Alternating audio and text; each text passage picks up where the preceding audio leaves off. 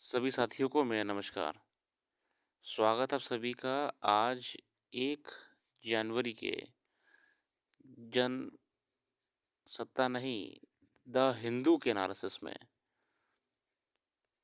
Students ने कहा था कि सर इस बार आप इंग्लिश का भी प्लीज़ एनालिसिस लाइए।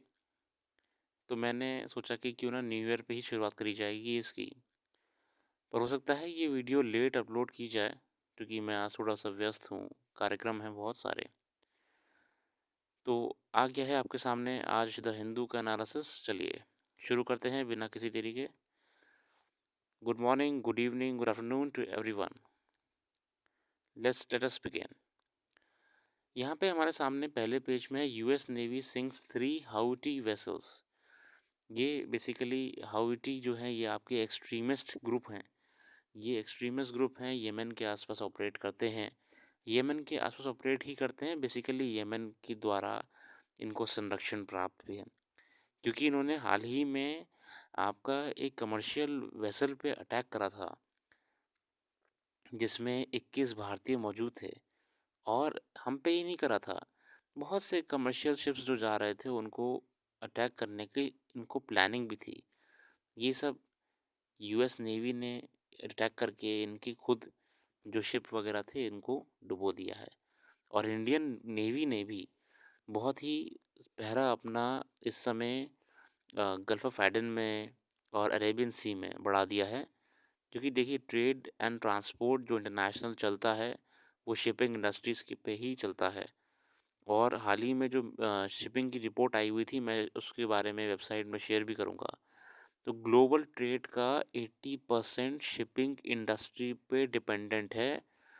ये ग्लोबल रिपोर्ट के ये फैक्ट्स हैं। मैं इसके बारे में आपको शेयर करूँगा वेबसाइट पे प्रॉपर डिटेल में। तो शिपिंग इंडस्ट्री को सिक्योर करना ही पड़ेगा, इसलिए गवर्नमेंट्स ये प्रयास कर रही हैं कि सुरक्षा बनी रहे। चलिए अगली खबर यहाँ पे है, आधार लिंक्ड पे made mandatory for NREGA workers. From the new year wages under the Mahatma Gandhi national rural employment guarantee scheme will be paid only through Aadhaar based payment systems. देखिए ये हमारा ई गवर्नेंस के रूप में देखा जाए तो ट्रांसपेरेंसी का एग्जाम्पल है, कैसे हम गवर्नमेंट पॉलिसीज़ में टेक्नोलॉजी के इस्तेमाल करते हुए हम ट्रांसपेरेंसी ला सकते हैं। हम target based beneficiary service system बनाएं एक। तो ये अच्छी बात है, आधार बेस्ड पेमेंट सिस्टम हम लाएंगे नरेगा में भी। ठीक है, आगे आते हैं। देखिए आर्टिकल्स लगभग सारे ज़रूरी होते हैं, हम सिर्फ की आर्टिकल्स पे फोकस करेंगे। ठीक है, आगे आते हैं। ये वाला देखिए फ्रॉम रील टू रियल वाला आर्टिकल मैंने पढ़ा, बहुत ही प्रैक्टिकल आर्टिकल है। कैसे सोशल मीडिया इसके बारे में पूछ सकता है यूपीएससी कभी भी, कैसे सोशल मीडिया का इन्फ्लुएंस हमारे यूथ पे होता है, पॉजिटिव या नेगेटिव। हम यहाँ पे देख सकते हैं कैसे सोशल मीडिया का जो इन्फ्लुएंस है ये हमारे यूथ पे हो रहा है and how can we control it. हम प्रॉपर काउंसलिंग सेशंस रख सकते हैं डिस्टर्ब्ड स्टूडेंट्स के साथ जिनके अंदर रेज इश्यूज होते हैं। रेज मतलब बहुत ही आक्रामकता वाला बिहेवियर होता है। हम साइकोलॉजिस्ट के थ्रू सेशंस रखवा सकते हैं स्कूल्स में, कॉलेजेस में स्टूडेंट्स को लेके। दूसरी बात, हमें पेरेंट्स और सोसाइटी में ये अवेयरनेस भी लानी पड़ेगी, कैसे हम टैकल करें ऐसे बच्चों को, व्यक्तियों को एक पॉजिटिव वे में। ठीक है, अब असल में जो इंसिडेंट्स हुए थे ये हाल ही में क्या था कि बहुत से बच्चे बहुत ही ना इन्फ्लुएंस होके मूवीज़ से, सोशल मीडिया से, गैंग वॉर, माफिया म्यूज़िक से कुछ गलत गलत काम कर दिए, क्राइम करे हैं, मार पिटाई करी है, मर्डर करा है। देखिए हाल ही में अगर आपको ध्यान हो तो इस पंजाब में पंजाब गवर्नमेंट ने जितने भी ये गाने होते हैं ना बंदूकों पे, असला पे, इनको बैन कर दिया है। ठीक है, क्योंकि ये यूथ को कहीं ना कहीं इन्फ्लुएंस करते हैं। तो सॉल्यूशन क्या है कि पहली बात हम कंट्रोल में रखें कि जो भी बच्चे हैं, जो यूथ है, वो क्या कर रहे हैं। अगर किसी का बच्चा या कोई भी एक स्टूडेंट है, यंग पर्सन है, अगर वो बहुत ओवर इन्फ्लुएंस हो रहा है एक्सट्रीमिस्ट आइडियाज़ को लेके, रेज आइडियाज़ को लेके, तो अगर ये किसी की भी नोटिस में आता है, टीचर्स के नोटिस में या पेरेंट्स के नोटिस में, तो उसे उन्हें जल्द से जल्द उस बच्चे को साइकोलॉजिकल काउंसलिंग की तरफ ले जाना चाहिए, बातचीत करनी चाहिए और ऐसे कंटेंट को पहली बात तो दूर कर देना चाहिए उससे। In November a boy was arrested for allegedly stabbing a 17-year-old over 50 times and dragging his life less body in Janta Mazdoor colony. CCTV footage of the incident showed the accused 16 dancing next to the body. The juvenile identified himself as a gangster on Instagram, where his username contained the number 302, a possible reference to murder in the IPC. The police said he was a habitual offender and involved in a murder robbery case around 18 months ago. He knew he was juvenile. तो देखिए, ऐसी बहुत से cases के बारे में बताया हुआ है यहाँ पे। सॉल्यूशन हमको इसके लिए निकालना पड़ेगा कि हम कैसे सोसाइटी के साथ मिलके एक प्रॉपर इंटरेक्शन बनाएं ऐसे बच्चों के साथ जो कि इतनी कम उम्र में गलत चीज़ों में जा रहे हैं। कहीं से तो इन्फ्लुएंस हो रहे होंगे ना, कहीं से तो हो रहे होंगे। बस हमको वही पॉइंट पकड़ना है, उसी पॉइंट पर सॉल्यूशन देना है। अगला आर्टिकल है, केरला में renew campaign for new Mulla Periyar dam. Kerala will shortly renew this campaign for a new Murla Periyar Dam as devised detailed project report for the new structure. The new DPR, which complies with the guidance of Central Water Commission, will be ready by March. Experts recently completed the design of new dam that has been proposed 366 metre downstream. यहाँ पे हमारे लिए ज़रूरी क्या है कि मुल्ला Periyar dam कहाँ पे है, केरला संबंधित है। ठीक है, केरला और तमिलनाडु के बीच में, केरला और तमिलनाडु के बीच में इसको डिस्प्यूट है मुल्ला पेरियार डैम को लेके। ठीक है, स्टेट्स कौन से इन्वॉल्व हैं ध्यान रखिएगा प्लीज़ ये वाले आप। Kerala and Tamil Nadu has been fighting for a legal battle over the structure stability and the aspects of existing dam. Kerala had been campaigning for new dam on safety grounds. Intense negotiations took place in both states after Kerala raised safety concerns and demanded the decommissioning of the dam. Dam features क्या हैं? The full reservoir level of the proposed dam will be 152 feet, the same as that of the existing one. The maximum water level has been fixed at 155 feet. देखिए details आपके लिए ज़रूरी नहीं है ये वाली, मेन चीज़ हमको ध्यान रखना है कि हमेशा ये मैच द फॉलोइंग पूछ लेता है कभी कभी यूपीएससी भी, और खासकर स्टेट बीसीएस की जो एग्जिस्टिंग डिस्प्यूट है वो किस किस के बीच में है। ठीक है, कौन कौन से स्टेट्स इन्वॉल्व हैं। चलिए आगे आते हैं। यहाँ पे हमारे सामने आर्टिकल आ रहा है, देखिए, floods and a preventive measure that needs review. बहुत ही प्यारा आर्टिकल है। It had been many days since cyclone Michuang passed, but every resident of Chennai still experiences the consequence of slew decisions taken for them. Cyclone के after effects जो होते हैं तब administration को लेके बहुत सवाल उठते हैं। All these choices had consequences and so decisions should be accounted for. In the rains of 2015, many believed that the choice to hold off the release of water from a nearly full reservoir until later events forced an urgent decision to do it without due warning और precautions। जब बहुत सारा पानी भर गया था reservoir में तो वो पानी बहाया गया था, उससे और समस्या आ गई थी, फ्लडिंग की समस्या दुगनी हो गई थी। Dangers in home without power. The choice to stop electricity supply to areas where cyclone winds can damage power cables and cause live wires to drop into flooded streets appears logical and sensible. But there's another side to this, especially when the practice is carried out as a preventive measure, extended across a wide area. Okay,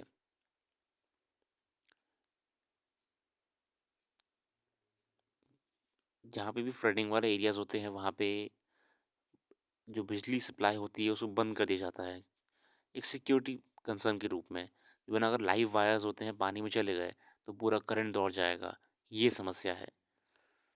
There are also security and safety concerns having no electricity in domestic households. Accidents and injuries are more likely to happen in the dark. अब इसके देखिए positive aspect भी, negative aspect भी हैं। Negatively क्या, अंधेरा हो जाता है पूरा।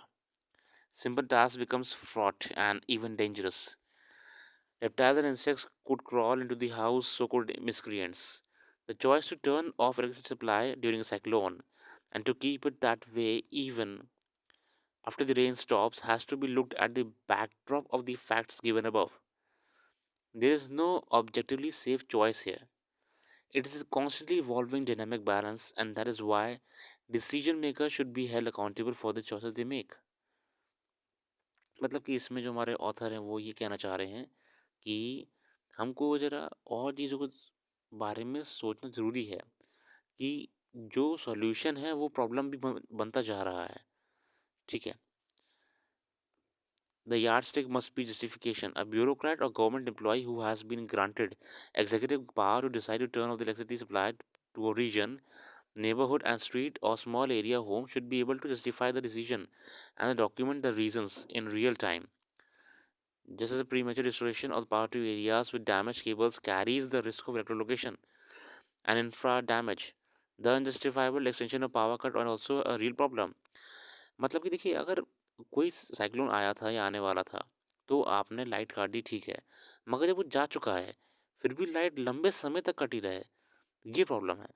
अरे आप प्रयास करिए कि आप उसको जल्द से जल्द वापस से ले आइए, है ना। Baking tough choices in a phenomenally complex and polydimensional multivariable scenario such as natural disasters is a challenge that can be mind numbing. ठीक है, आगे देखते हैं। Think of a shared responsibility. And yet, this is not a case for elitist exclusive idea. Where all decisions are from the top in an healthy democratic system, no individual or group ought to have unfettered, unquestioned power over such choices or to be permitted to make them based on a little more than a whim and a fancy. It is time to hold the decision makers accountable for these choices. A hierarchy based approach with scale level responsibility based on impact area और target operation size may work. देखिए कितनी अच्छी बात करी है कि पहली बात तो गवर्नमेंट के लेवल पे ऊपर से लेकर नीचे तक किसी भी प्रॉब्लम को लेके प्रैक्टिकल सॉल्यूशन पे काम करिए, ठीक है ना। चीज़ों के बारे में जानिए और फिर बेस्ट सॉल्यूशन पे काम करिए, है ना। तभी लोग कम परेशान होंगे। A hierarchy based approach with scale level responsibility based on impact area कि कितना एरिया प्रभावित हुआ है, कितनी पॉपुलेशन वहाँ पे रहती है, ठीक है। In an evolving crisis, periodic review done every few hours by an oversight team might help challenge and reverse questionable choices. Regardless of the specifics, the principle at play is that decision makers' rationale and evidence in support of choice of preference should be subject to review if found indefensible or unsupported. अच्छा article है ये। Basically ये कहना चाह रहे थे कि जो डिज़ास्टर मिटिगेशन होता है डिज़ास्टर के बाद, उसको ये नहीं है कि अगर लाइट काटी तो काटी दी, है ना। रेगुलरली आवरली रिपोर्ट्स लीजिए, आवरली रिपोर्ट्स पे काम करके रिव्यू करिए और वापस से रिस्टोर करिए। ओवरऑल मतलब जो जनता है वो उससे परेशानी कम हो। आगे reading the tea leaves for 24।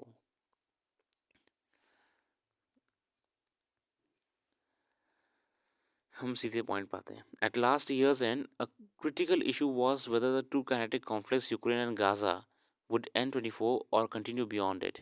Benjamin, Israel Prime Minister, asserted that the war would continue until Israel achieved all its goals. देखिए जो इसराइल गाजा वॉर में समय इसराइल के टारगेट क्या है, पहली बात तो ये है कि हॉस्टेजेस को निकालना है, दूसरा हमास को ख़त्म कर देना है पूरी तरीके से, और तीसरा वहाँ पे शांति बनाए रखनी है। If the fact remains that Israel's previous wars with adversaries, including Hamas, ended at one time or another, neither side has limitless capacity to go on fighting. Whether the current military crisis is a tail end or will last for several more weeks is uncertain. मतलब पहले भी लड़ाई रही हैं तो लंबी गई हैं, मगर एक टाइम रुकी गई हैं क्योंकि संसाधन दोनों के पास कम है। Also no clarity exist about what follows the cessation of violence. अच्छा, ये बात भी सही है कि ये वॉर के बाद क्या होगा ये भी क्लियर नहीं है. The two-state solution, repeated as many as the ultimate mantra, has little chance of taking off due to unbridgeable gap between the two sides and the enormous anger and anguish created by recent hostilities. और जो to state solution दिया गया था कि भैया दो अलग अलग बना लीजिएगा आपका उनका, तो वो तरीके से सपना ही लग रहा है ना, इम्पॉसिबल के रूप में. ठीक है, क्योंकि इतनी नफरत है दोनों तरफ, तो सॉल्यूशन कुछ निकल के ही नहीं आ रहा है. आगे देते हैं. ठीक है. The two state solution repeated by many as the ultimate mantra has little chance of taking off due to an unbridgeable gap. Without a political horizon, Israelis and Palestinians will continue to live from escalation to escalation as they have over the past 75 years, said the Russian foreign minister. मतलब basically एक हमारे विदेश मंत्री Russian है, उन्होंने ये कहा था कि भैया पॉलिटिकल जो सिस्टम है अगर वो सही नहीं होगा, वहाँ का जो विल है काम, जो पॉलिटिकल स्टैब्लिशमेंट की माइंडसेट है, वो इसराइल में जो है, मतलब इन मंत्री जी के हिसाब से रशियन, वो सिर्फ और सिर्फ एस्केलेशन पे चल रहा है. मतलब बढ़ाते रहो बढ़ाते रहो बढ़ाते रहो, युद्ध को बढ़ाते रहो. Growing regionalization of the conflict through attack on a merchant ship by Yemen based Houthi militia. अब मतलब देखिए, यहाँ पे तो लड़ाई चली रही थी, अभी हाल ही में हौटी रेबेलियंस जो हैं, आपके हौटी रेबेलियंस जो हैं, इन्होंने अरेबियन सी में एक इंडियन कमर्शियल शिप पर अटैक कर दिया था. मतलब ये जो जैसे हमास है, जो रीजनल ग्रुप्स हैं, रेवोल्यूशनरी ग्रुप्स हैं, ये बहुत ज़्यादा एक्टिव चल रहे हैं आजकल. ठीक है. प्रोबेबली द ईरानियन सपोर्ट है, ये इनको सपोर्ट रहा है हमेशा, येमन को भी. हौटी जो रेबेलियन ग्रुप है, इनको यमन और ईरान से सपोर्ट रहा है. Nightmares of violence at sea and the rise in price of goods traded between Europe and Asia could turn out to be real in 24. The future of Russia-Ukraine war is more difficult to decipher because it is a conflict not only between the two nations but also two conflict systems. बहुत सही बात कही. तो Ukraine की भी समस्या खत्म होती दिख नहीं रही है हमको, है ना. आगे देखते हैं, पॉइंट पाते हैं. The world is no doubt anxious to avoid the outbreak of a new violent conflict in 24. Possible flashpoints are all in Indo-Pacific. अच्छा, ये भी अब जो लग रहा है कि अब हो सकता है कि आगे और कुछ देशों में प्रॉब्लम शुरू हो जाएं, तो अब वो कहाँ पे आ रहा है, आपका इंडो पैसिफिक रीजन में हो सकता है. मतलब फिंगर्स क्रॉस ना ही हो ऐसा, मगर अब हो सकता है कि शायद इंडो पैसिफिक में Taiwan, India China border, India versus China कुछ हो सकता है मे बी, ना ही हो तो अच्छा है. या फिर आपका ताइवान, आपका नॉर्थ कोरिया, यहाँ पे हो सकता है फिर से कोई नई प्रॉब्लम्स देखी जा सकें. साउथ चाइना सी में हो सकती है प्रॉब्लम्स आपकी, है ना. मतलब कोई ना कोई एक पार्टी अगर एस्केलेशन कर देती है ना प्रॉब्लम का, तो वो अपने आप में डिस्प्यूट बन जाता है. आगे India gains in several areas. India diplomacy scored handsomely. हमारी जो डिप्लोमेसी इसमें बहुत अच्छा काम कर रही है. Political convergence, enhance defence cooperations with the US, India initiative ICET की बात करिए यहाँ पे. Indian initiative on critical and emerging technology, the Khalistani issue etcetera. Cooperation with the European Union, bilateral relations. देखिए, इंडिया इस समय बहुत अच्छा डिप्लोमेसी में काम कर रही है, चाहे वो आपका COP28 हो, या आपका यूरोपियन यूनियन के साथ हमारे अच्छे संबंध हों, या हमारे US के साथ डिफेंस डील्स हों बराबर से हो रही, क्वाड मीटिंग हो आपकी, चाहे. हमने हर तरीके से डिप्लोमेसी पे अपना काम करा है. We have very well achieved the diplomatic level in which we have allies on our side. So maybe there is a problem globally, but we have allies of our own. Another significant achievement was the handling of G20 presidency. As usual, challenges. China will continue to be the number one challenge in 24 and beyond. China देखिए problem रहेगा. South Asia, once India's backyard, is now a space where the Chinese footprint continues. देखिए China तो एक problem बना रहेगा, है ना? Asia में आपका, ठीक है। चाइना ने इस समय देखिए अब मालदीव, श्रीलंका, नेपाल, भूटान में सरकारों को हिलाना शुरू कर दिया है, उनको कर्जे में डाल दिया है, डेब्ट में डाल रखा है। ये चाइना एक्सपेंशन ने अपनी पॉलिसी को बहुत ही अच्छे से बना के रखा हुआ है, तो ये हमारे लिए भी एक खतरा है। ठीक है, in the new year Indian diplomacy will grapple with both old and novel issues ranging from climate change and negotiations for various free trade agreements to promoting abroad India's expertise in digital technologies, AI, okay, green technologies, G20, BRICS, Shanghai Cooperation Organization. We will take help of all these organizations in the form of diplomacy, and in turn will try to reap some benefit when we need from them. Okay, so that's the positive point of the Indian diplomacy. Let's move forward. This article is not that important, so please leave it. The rise of AI chatbots, ये कुछ खास नहीं है, आप मैंने highlight कर दिया है, इसको आप पॉज करके पढ़ लीजिएगा। स्पेसिफिकली ये इतना इंपॉर्टेंट नहीं है आर्टिकल, फिर भी इसके बारे में आपको वेबसाइट पे देखिए, हर चीज़ को हम वीडियो में डिस्कस नहीं कर सकते। पॉइंट ये है कि अगर वीडियो में हर चीज़ डिस्कस करेंगे तो बहुत लंबी वीडियो बन जाएगी, फिर टाइम कंज्यूम हो जाएगा। तो आप डिस्क्रिप्शन पे जाके वेबसाइट को विजिट कर सकते हैं। वेबसाइट में बहुत ही क्रिस्प और कंसाइज वे में ब्लॉग्स के माध्यम से आपको टॉपिक्स को कवर कराया गया है। तो जो टॉपिक यहाँ पे हम कवर नहीं कर रहे हैं वो आपको वेबसाइट पे भी कवर करा देंगे। ओके, चलिए।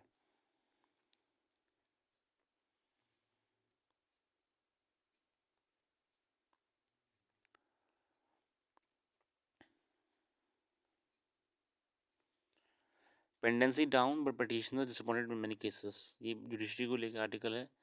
Constitutional bench rulings on abrogation of article 370 same sex marriage and demonetization are examples. There were also cases of government getting around directions by amendments to laws in sheer delay in implementation. The year 23 was saw Supreme Court from constitution benches almost back to back here, long pending and contentious cases.